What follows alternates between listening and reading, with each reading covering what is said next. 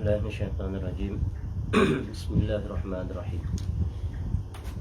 السلام عليكم ورحمة الله وبركاته. إن الحمد لله نحمده ونستعينه ونستغفره ونعوذ بالله من شرور أنفسنا ومن سيئات أعمالنا. من يهده الله فلا مضل له ومن يضلل فلا هادي له. وأشهد أن لا إله إلا الله وحده لا شريك له وأشهد أن محمدا عبده ورسوله. يا أيها الذين آمنوا اتقوا الله حق تقاته ولا تموتن إلا وأنتم مسلمون. يا أيها الناس اتقوا ربكم الذي خلقكم من نفس واحدة خلق منها زوجها وبث منهما رجالا كثيرا ونساء واتقوا الله الذي تساءلون به والأرحام إن الله كان عليكم رقيبا. يا أيها الذين آمنوا اتقوا الله وقولوا قولا سديدا يصلح لكم أعمالكم ويغفر لكم ذنوبكم ومن يطع الله ورسوله فقد فاز فوزا عظيما. أما بعد فإن أصدق الحديث كتاب الله وخير الهدي هدي محمد صلى الله عليه وسلم وشر الأمور محدثاتها وكل محدثة بدعة وكل بدعة ضلالة وكل ضلالة في النار. اللهم إنا نسألك علما نافعا.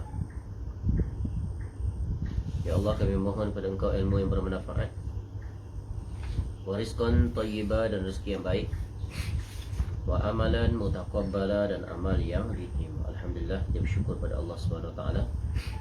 Pada pagi ini dapat kembali kita bertemu untuk kita meneruskan kuliah kita dalam rangka untuk mengakrabkan diri kita dengan Nabi sallallahu alaihi wasallam dengan mempelajari biografi ringkas Nabi sallallahu alaihi wasallam, iaitu tentang sirah Nabi SAW yang diambil daripada kitab yang diberi tajuk iaitu Tahzib Sirah An-Nabawiyah.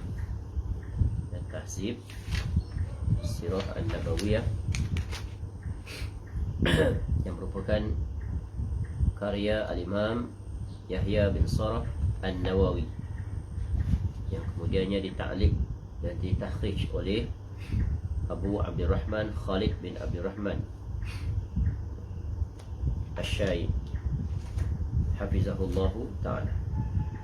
Dan insyaAllah pagi ini kita akan melanjutkan pada tajuk seterusnya, iaitu tentang ibunda Nabi SAW, iaitu ibu Nabi SAW, Ummuhu sallallahu alaihi wasallam, pada muka surat 24. Baik. Qala al-Imam Abu Zakaria Yahya bin Sharaf An-Nawawi Ad-Dimashqi rahimallahu ta'ala. Ummuhu sallallahu alaihi wasallam, ibu Nabi sallallahu alaihi wasallam adalah iaitu Aminah binti Wahab bin Abdi Manaf bin Zuhrah bin Kilab bin Murrah bin Ka'ab bin Luay bin Ghalib bin Ghalib.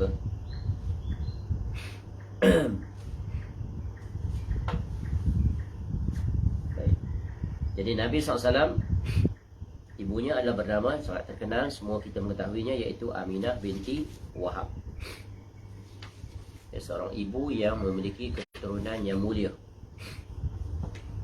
iaitu dari keturunan Wahab bin Abdi Manaf pun Abdul Manaf bin Zuhrah bin Kilab bin Murrah. Kilab bin Murrah ni nanti susu galurnya bertemu dengan ayah Nabi SAW, iaitu Abdullah bin Abdul Muttalib.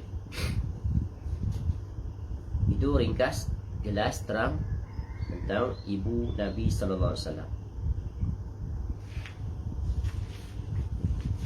Dan sebagaimana yang kita ketahui bahawa Nabi SAW, di sini dia tak sebut tak nama ayah Nabi SAW. Tengok ayahnya. Ada nanti pada muka, ada muka surat 34 nanti. Dan sebagaimana yang kita ketahui bahawa ayah Nabi SAW ialah Abdullah bin Abdul Muttalib. Dan ayah Nabi SAW itu yang meninggal ketika mana Nabi SAW ya,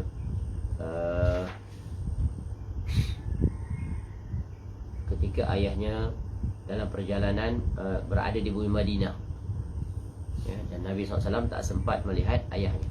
Jadi Nabi SAW yatim, adalah anak yatim sejak kecil lagi. Baik. Kemudian kelahiran Nabi SAW. Rasulullah SAW dilahirkan pada tahun gajah. Ada yang mengatakan 30 tahun setelahnya. Al-Hakim Abu Ahmad mengatakan, ada yang mengatakan 40 tahun setelahnya. Ada pula yang mengatakan 10 tahun setelahnya. Penjelasan ini diriwayatkan oleh Al-Hafiz Abu Qasim bin Ashakir dalam Tarikh Dimashq, Ibnu Ashakir rahimahullah ta'ala, salah seorang tokoh sejarawan dalam kitab tarikhnya, iaitu yang bernama Tarikh Dimashq. Yang sahih lagi masyhur adalah bahawa beliau SAW dilahirkan pada tahun gajah. Jadi ini tentang tahun kelahiran Nabi SAW. Jadi sebagaimana yang kita ketahui, orang-orang Arab pada ketika itu sehinggalah sampai pada zaman Khalifah Umar radhiyallahu an, mereka tidak memiliki kalender tersendiri dari sisi penetapan tahun.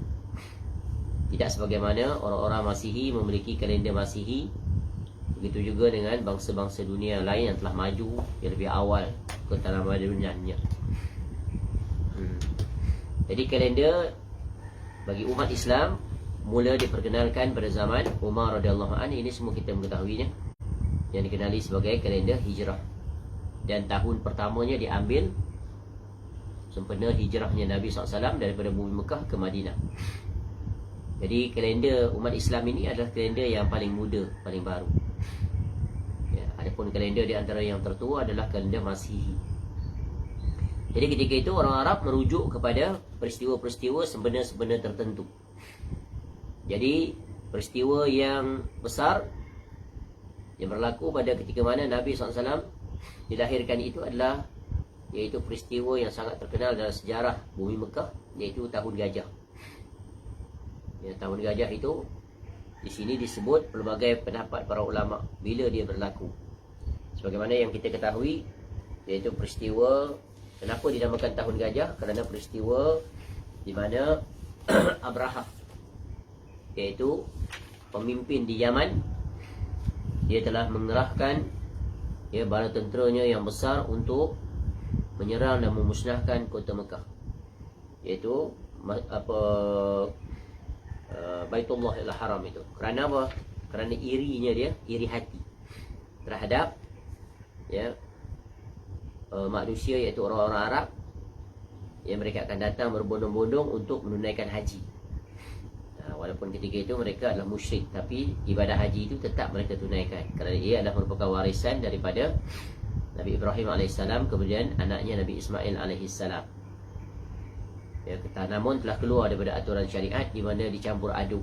Sebagaimana ketika mana Nabi SAW diangkat menjadi Rasul ya, kita mengetahui sejarah memaparkan bagaimana orang-orang kafir musyrik melakukan ibadah haji dalam keadaan telanjang, dan banyaknya patung-patung yang berada di sekitar Kaabah itu. Dan sebagaimana yang kita ketahui bahawa ketika mana Nabi SAW ya, sebelum diutuskan ya, di Jazirah Arab khususnya lagi, iaitu di bumi Mekah, keadaan Jazirah Arab ketika itu dan juga ya, kuasa-kuasa dunia atau negara-negara di dunia yang terkenal tamadunnya itu, bagaimana keadaan betapa kroniknya situasi mereka, iaitu berleluasanya, menyebar luasnya, iaitu kesyirikan, kekufuran, khurafat, takhayul dan seumpamanya, kezaliman berada di mana-mana. Dan salah satunya kekuasaan yang tertua yang berada dalam lipatan sejarah ketika Nabi SAW diutuskan adalah iaitu kerajaan di Yaman yang berada di selatan daripada bumi Mekah. Dan sebagaimana yang kita ketahui, bumi Yaman adalah merupakan salah satu bumi yang mana di situ wujud tamadun yang di antara yang tertua. Di mana Rasul yang kedua sesudah Nabi Nuh AS, iaitu Nabi Hud AS, diutuskan di bumi Yaman. Dan kita juga mengetahui bahawa kabilah Arab yang tertua di Yaman, iaitu bangsa Arab Aribah yang telah kita jelaskan sebelum ini. Mereka adalah kaum Sabah. Kita terkenal kisah Nabi Sulaiman AS dan Ratu Sabah yang diceritakan di dalam Al-Quranul Karim.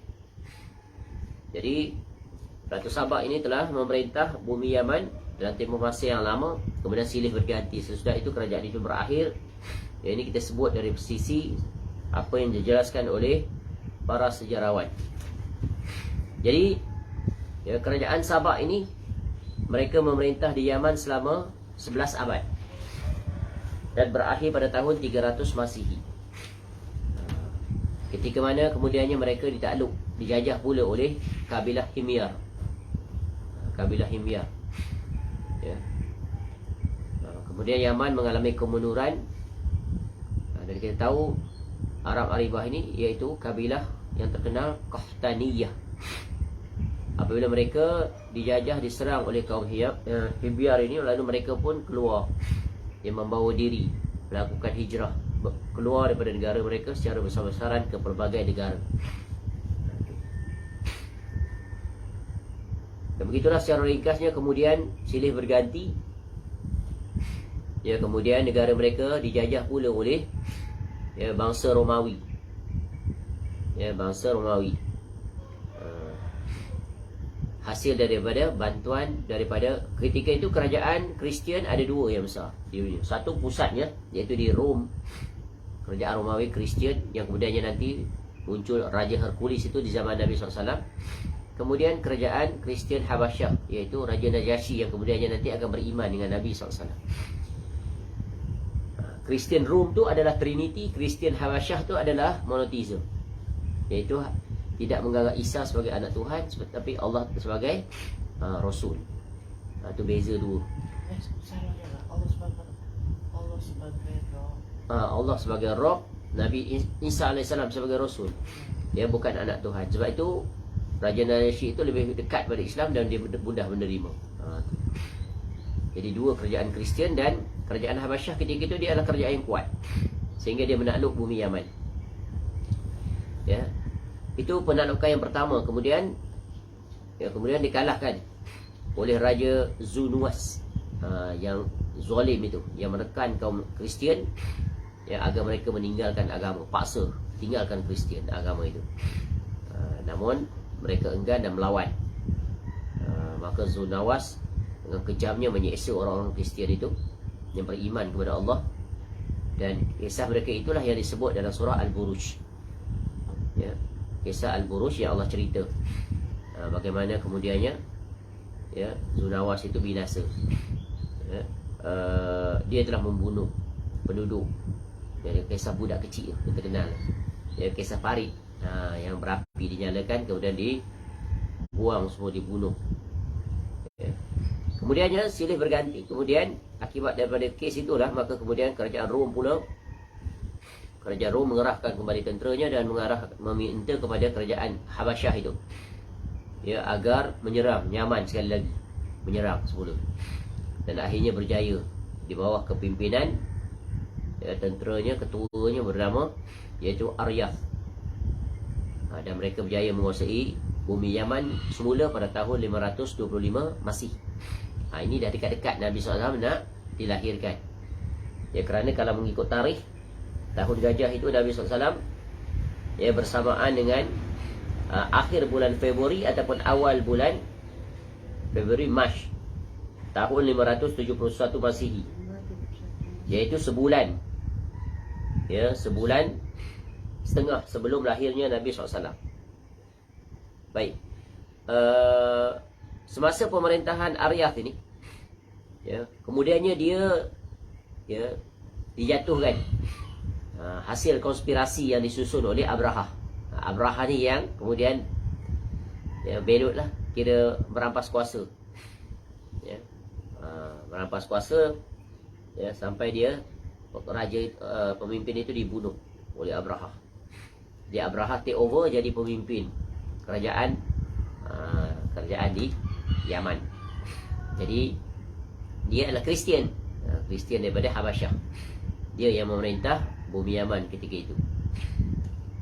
Kemudian bagaimana yang kita ketahui, Abraha ini melihat kepada kemajuan yang berlaku di bumi Mekah dari sisi peribadatan, iaitu orang-orang Arab apabila sampai bulan Zulhijjah mereka akan berbondong-bondong ke Mekah setiap tahun untuk menunaikan ibadah haji.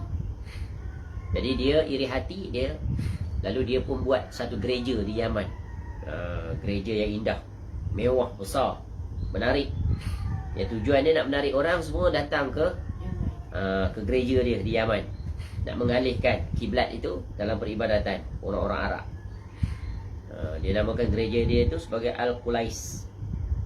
Dia nak jadi saingan. Ini kira-kira dalam istilah masjid ni bagi masjid dirar.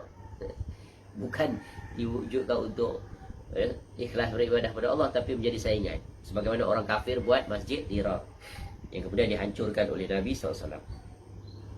Jadi apabila Abraha dia buat gereja ni untuk menyaingi Kaabah, lalu ada seorang lelaki daripada Mekah, daripada kabilah Kinanah. Kita tahu Nabi SAW tadi susu galonya, sebagaimana yang kita sebut adalah daripada Bani Kinanah, sebagaimana yang telah kita sebut sebelum ini. Nabi SAW itu berasal daripada apa? Allah telah memilih Nabi SAW daripada salah satu kabilahnya, iaitu kabilah Kinanah.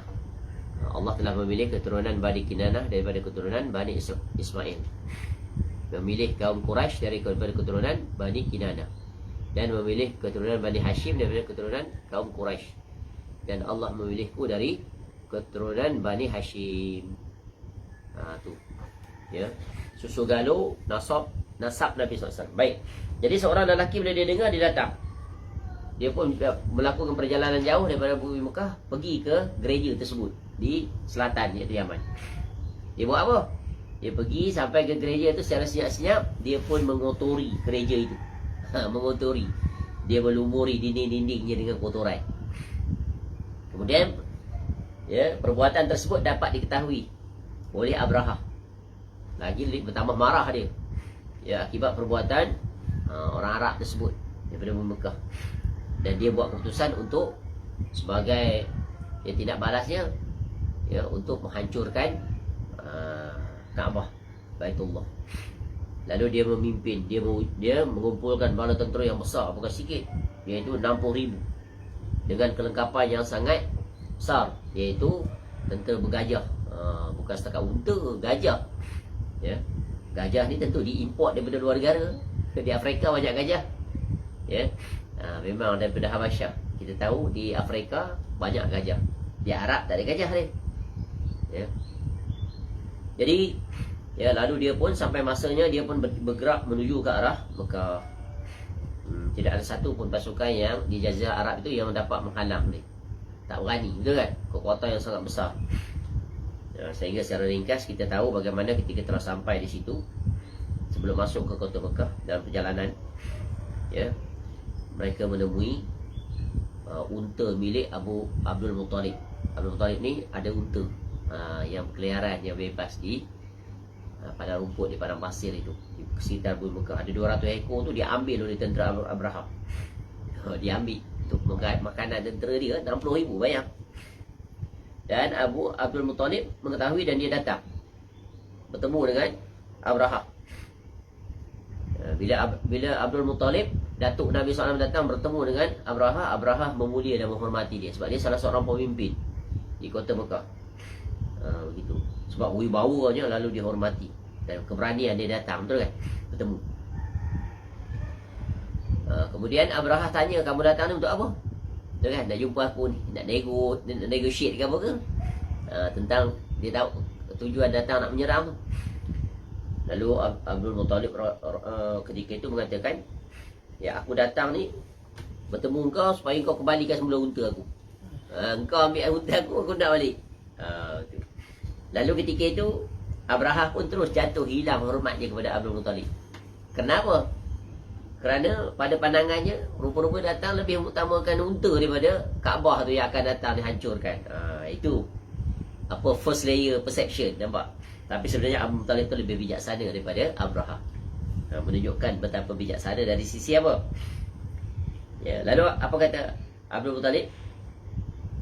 Lalu kata apa Abraha, dia kata, apakah kamu hanya memikirkan unta kamu je, dan sama sekali tidak yang mempedulikan, tidak membicarakan urusan Kaabah yang merupakan agamamu dan agama nenek moyang kamu. Aku datang ni nak hancurkan Kaabah, kamu datang membicarakan tentang unta. Tu. Lalu apa kata Abdul Muttalib? Adapun unta itu aku pemiliknya. Unta-unta tu yang aku nak tu ada pemiliknya aku. Adapun Kaabah tu pemiliknya lah yang akan menjaga. Ni kalau istilahnya tauhid. Betul kan? Lalu Abraham berkata, tidak akan ada siapa pun yang mampu mencegah aku. Sombong. Ya. Tapi jawapan itu sudah yang mengalahkan Abraham. Lalu apa yang berlaku? Setelah mengetahui tujuan nekat Abraham dan 60,000 tenteranya, tentera bergajah, dan dia siapa yang boleh menghalangnya, lalu penduduk kota Mekah pun keluar daripada kota Mekah, mengosongkan kota Mekah. Ya, kerana khawatir nanti dia datang tu kan 60,000, bayang gajah habis mati orang nanti. Dan mereka pun berada di sekeliling kota Mekah, berlindung ke gunung-gunung, ke bukit-bukit untuk melihat apa yang akan dilakukan oleh Abraham. Lalu Abraham pun meneruskan perjalanannya. Unta Abraham tu nama dia Mahmud. Nama Mahmud. Mahmud. Terpuji. Tapi gajah dia tu tak nak berjalan. Bila nak sampai ke kota Mekah tak mau dia. Duduk dia, tak mau berjalan. Dipaksa, dipukul pun tak mau. Tapi kalau bawa ke arah balik ke Yaman dia nak. Dia berjalan. Ya. Tu. Namun begitulah ketentuan takdir. Kemudiannya secara tidak semena-mena maka datanglah burung-burung. Ya Allah utuskan burung ababil datang berkelompok membawa batu-batu. Dan batu di buncung-buncung mereka lalu dilontarkan, dilepaskan dan menimpa pada sesiapa saja, gajah kah, tentera kah, sehingga mereka itu dihancurkan dan larilah mereka itu kembali ke Yaman. Sebagaimana Allah rakam peristiwa tersebut dalam surah Al-Fil ayat 1 hingga 5. A'udzubillahi minasyaitonirrajim. Alam tara kaifa fa'ala rabbuka bi ashabil fil. Apakah kamu tidak memerhatikan? Ya, alam, adakah tidak? Taro, tidakkah kamu lihat? Observe. Kaifa, bagaimana? Fa'ala, Allah berbuat ya, terhadap mereka itu. Siapa? Bi ashabil fil. Ya, tentera bergajah, tentera Abraham. Alam yaj'al kaidahum fi tadlil. Ya. Bukankah dia, yakni Allah, ya, yang telah menjadikan tipu daya mereka. Jadi rencana jahat mereka untuk menghancurkan Kaabah itu menjadi sia-sia, tadlil. Ya. Tak mendatangkan hasil, datang musibah. Wa arsala alaihim tayran ababil. Inilah Allah utuskan. Allah kirim atas mereka itu tayran, burung-burung ababil. Apa nama burung? Burung ababil. Tarmihim bihijaratin min sijil. Ya, apa fungsi burung itu? Peranan burung, Allah bagi tugas apa? Yaitu tarmihim. Ya, melempari, merejam mereka. Merejam mereka dengan apa? Batu. Bihijarah. Ya, yang berasal daripada tanah yang terbakar. Mana panas. Bola api ya ibaratnya. Bayang. Faja'alahum ka'asfim ma'kul. Lalu dia menjadikan mereka seperti daun-daun yang dimakan ulat. Maka benar tak perkataan Abdul Muttalib? Allah akan menjaga. Ini kalau kita ambil daripada fiqh sirah, banyak sekali faedahnya. Tapi bukan di sini dah tempatnya. Itu nanti datang perincian pula. Nanti ini next step bila kita belajar tentang fiqh sirah itu secara keseluruhan, secara komprehensif. Kisah ini saja akan memuatkan banyak faedah.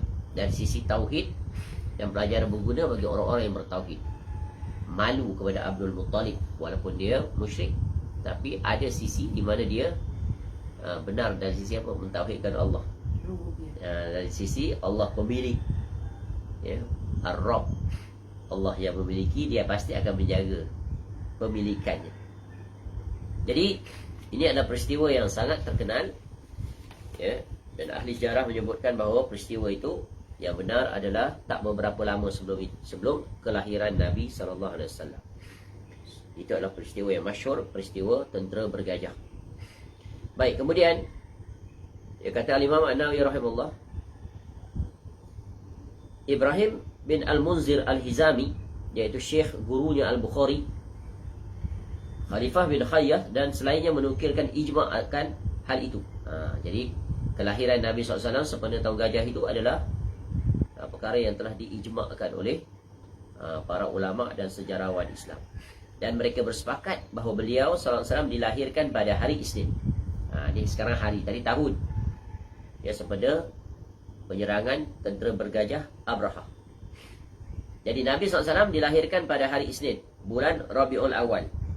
Ini sepakat, hari Isnin. Ya, bulan Rabiul Awal. Bulan keberapa Rabiul Awal ni? Mula-mula Muharram, Safar, Rabiul Rajab. Lepas Rajab, betul tak? Muharram, Safar, Rabiul Awal, Rabiul Akhir, Jamadil Awal, Jamadil Akhir, Rajab, Sya'ban, Ramadan. Kita sekarang berada pada bulan apa? Rajab. Rajab lagi. Bulan Rajab. Dah dekat dah. Lepas Rajab, Sya'ban. Dah pertengahan Rajab dah hampir. Baik. Sementara itu mereka berbeza pendapat. Apakah pada hari kedua, ke-18, ke-10 atau ke-12? Ini adalah 4 pendapat yang masyhur. Jadi ada pun tarikh berlaku silang pendapat yang banyak. Ya. Jadi pada hari kedua, hari ke-8, hari ke-10 dan ke-12. Ini adalah 4 pendapat yang masyhur. Ya. Daripada tarikh-tarikh tersebut, yang paling masyhur adalah 12 Rabiul Awal. Tetapi ini pun tak boleh nak dikatakan 100% tepat. Sebab apa? Itu perbezaan dapat di kalangan ulama. Jadi pelajaran berguna di sini apa? Iaitu tak dapat ditetapkan secara pasti 100% bahawa Nabi SAW lahir pada 12 Rabiul Awal. Kerana ada pendapat mengatakan iaitu pada 2 Rabiul Awal, 8 Rabiul Awal, 10 Rabiul Awal dan 12 Rabiul Awal, dan ada lagi. Dan Syekh Safiur Rahman Al-Mubarak Furi rahimahullah dalam kitabnya Ar-Rahiq Makhtum itu menyebutkan memilih pendapat 9 Rabiul Awal berdasarkan salah seorang pendapat ahli falak Islam dari Mesir, kata silap. Setelah dibuat pengiraan, maka yang tepat padanya adalah 9 Rabiul Awal. Itu juga adalah pendapat. Jadi di sini ya, ada catatan kaki. Cuba kita lihat catatan kaki itu. Ya. Catatan yang ke-13 dan 14. Ya.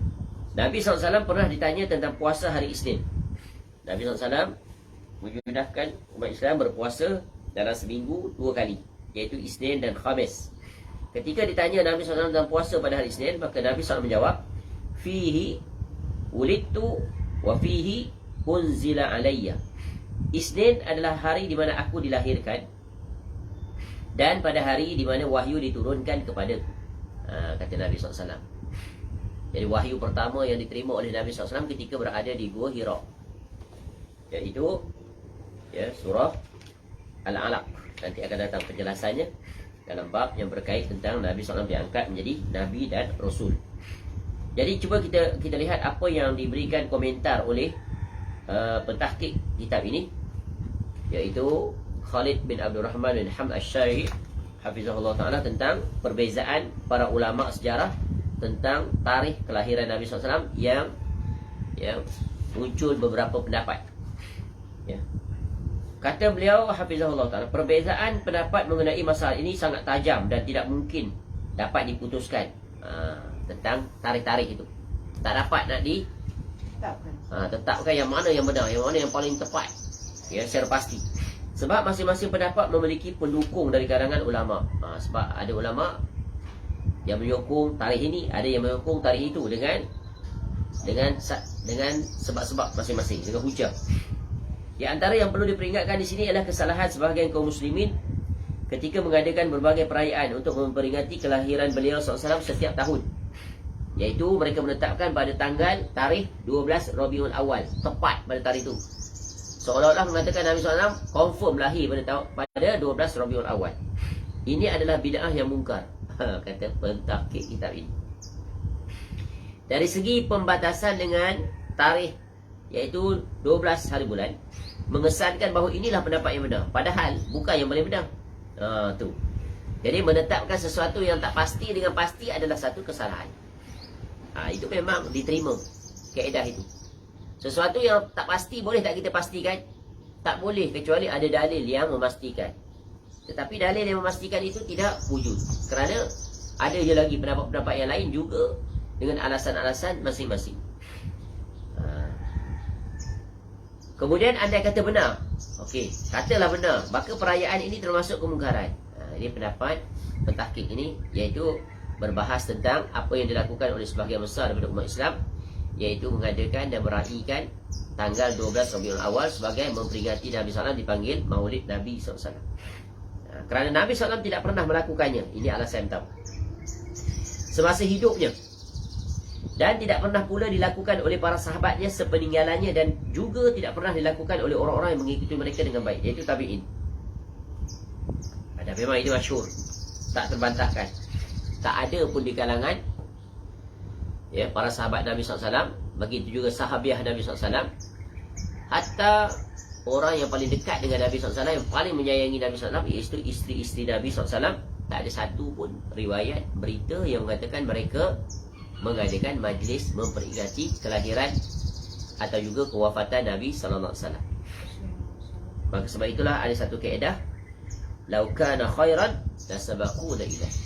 Jika perbuatan itu baik, utama, memiliki keutamaan, tentulah para generasi terbaik akan mendahului dan melakukannya sebagai bentuk perwujudan, iaitu atas kecintaan mereka dan tentu atas perintah daripada Nabi SAW. Tapi tidak berlaku, menunjukkan berbuat sesuatu itu yang tidak pernah dibuat adalah bukan daripada perintah agama. Ini kaedah yang kuat, yang kukuh. Dan sebagaimana yang kita ketahui, jikalah sambutan itu merupakan syiar agama, tentu Nabi SAW akan mewasiatkannya. Betul kan?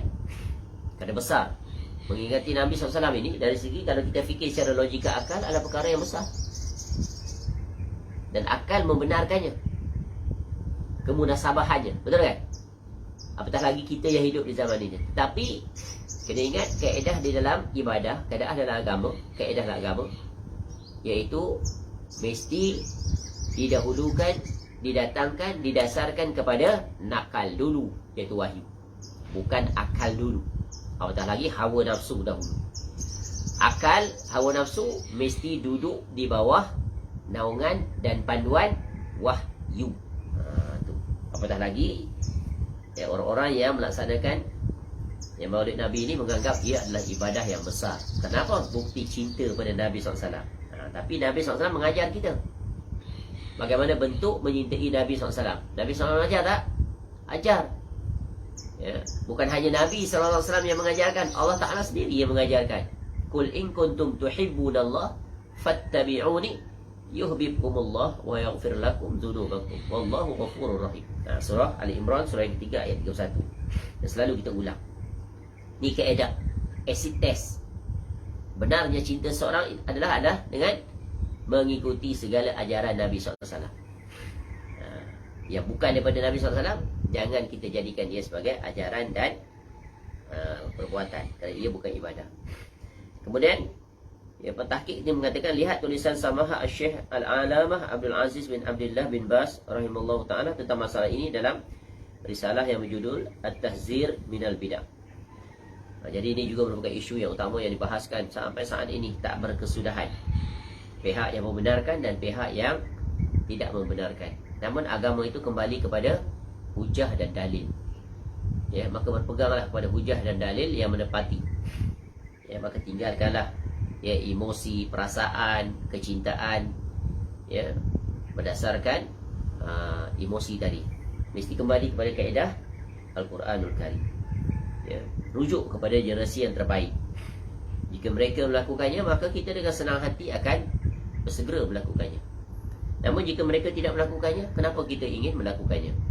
Seolah-olah kita lebih baik daripada mereka, seolah-olah mereka tidak mengetahui, kita lebih mengetahui. Ini tidak mungkin.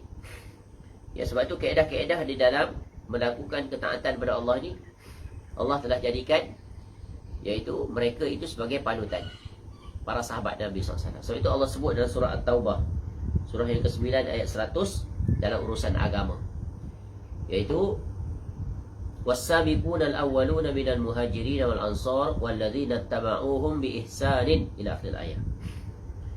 Itu kaedah jelas. Ya, orang yang terawal, yang mula-mula, yang pertama kali, iaitu kaum muhajirin. Kemudian yang diikuti mereka sudah itu iaitu ansar, golongan ansar. Dan orang-orang yang mengikuti mereka dengan baik. Ni orang-orang yang mengikuti dengan baik ni siapa? Kita lah, kalau di zaman kita. Iaitu kita kena ikut cara beragamanya para muhajirin dan ansar. Kenapa? Kerana mereka mengikuti cara beragamanya Nabi SAW.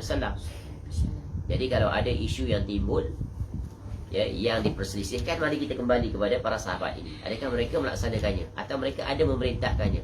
Maka bila mereka tidak melaksanakannya, kemudian diikuti dengan tidak ada perintah daripada mereka, maka bermakna itu bukan agama. Maka jangan kita mengatasnamakan itu sebagai agama. Ini kaedah yang jelas, terang, tidak ada kesamaran padanya. Namun orang-orang yang menyimpang, mereka akan mendatangkan pelbagai kesamaran ataupun syubhat. Maka tinggalkanlah segala syubhat. Agama ini dia tegak di atas kepastian, bukan dia tegak di atas andaian ataupun anggapan ataupun kata itu, kata ini. Tapi agama itu daripada qala Allah wa qala Rasul sallallahu alaihi wasallam. Ini kena pegang kaedah ni. InsyaAllah kita akan selamat. Ya. Jikalah ada perintah, ya, ada isyarat atau daripada Nabi SAW bahawa hendaklah umatnya menyambut, ya, kelahirannya yang dipanggil Maulid Nabi, tentu kita adalah orang yang pertama kali, yang paling terkedepan. Tetapi kerana ketiadaan perkara itu, maka kita sekali-kali tidak akan berani melangkaui, ya, Allah dan Rasulnya.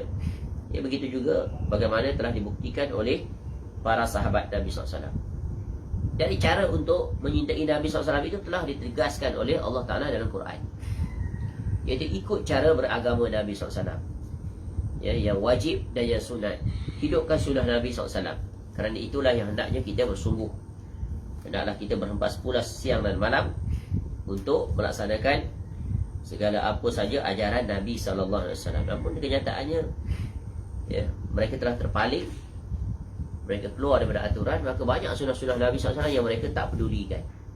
Inilah ajaibnya, ya, mengaku cinta Nabi SAW, tetapi betapa banyak sunnah Nabi SAW yang langsung mereka tidak pedulikan, bahkan tak ambil tahu. Dalam perkara yang paling asas saja, ya, betapa banyak kaum muslimin yang mengabaikannya, sunnah Nabi SAW. Padahal sunnah itu adalah bukti kecintaan. Contoh kita sering menyebut, dalam sehari semalam Nabi SAW telah mengatur lebih daripada 1000 sunnah. Ya, keluar rumah, masuk rumah, makan, minum, pakaian, keluar masuk tandas, dan pelbagai. Ya. Sejauh manakah kita telah melaksanakan sunnah ini? Padahal itu adalah perkara yang Nabi SAW tunjukkan kepada kita, agar kita mengatur keseharian kita mengikut SOP Nabi SAW, iaitu sunnah operating practices. Baik, selesai, ya, tentang kelahiran Nabi SAW. Nanti akan ada lagi juga dijelaskan sedikit di tempat yang lain. Dan kita mengetahui bahawa, ya, ketika mana Nabi SAW dilahirkan, ya, ada banyak maklumat, informasi yang berlegar tentang, ya, beberapa perkara yang pelik berlaku. Perkara pelik berlaku, dan banyak perkara-perkara itu direkodkan oleh sejarawan, ya, namun, ya, sebahagian besarnya itu adalah tidak sahih. Ya, tidak sahih. Ya. Di antaranya disebutkan ketika mana Nabi SAW, ya, dilahirkan,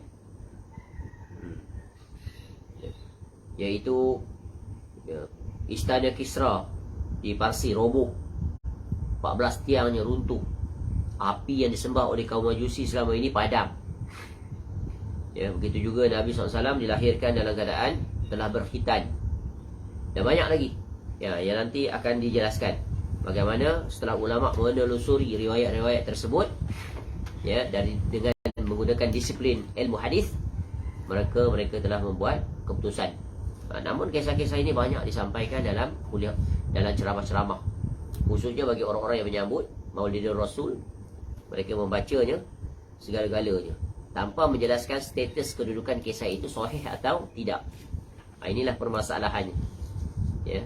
Sepatutnya mereka menjelaskan kedudukan kisah-kisah itu, adakah sahih atau sebaliknya. Baik, di antara contohnya adalah sini sebut kelahiran.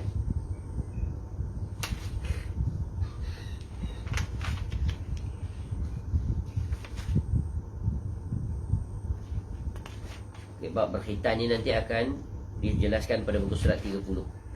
Nanti kita akan jelaskan tentang hal tersebut. Ya, adakah kelahiran Nabi SAW dalam keadaan berkhitan itu adakah sahih atau sebaliknya periwayatannya dari sisi penjelasan para ulama hadis.